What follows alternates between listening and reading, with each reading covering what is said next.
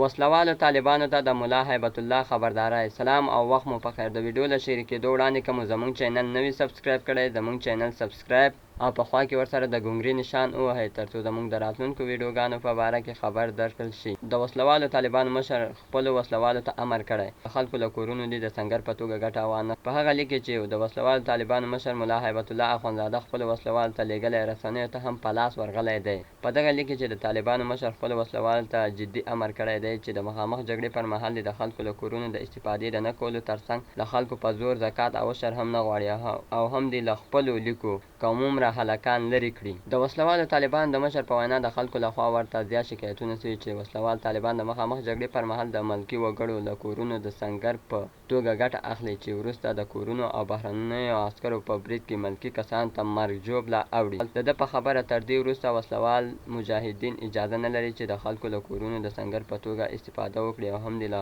خلکو په زوره زکات او عشر راټول کړي.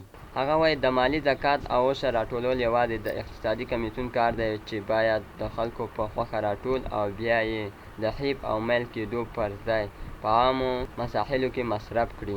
په دې لیک کې ویل شوي چې ډېر وخت د وسلوالو طالبانو په لیکو کې د کومومره هلکان هم لیدل کېږي چې دې کار د اسلامي امارت نوم ته سخت زیان رسولی دی.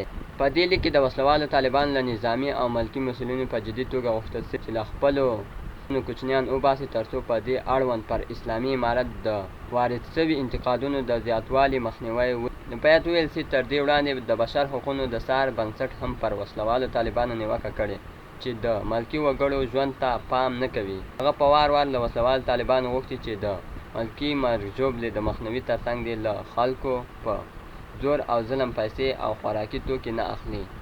والسلام.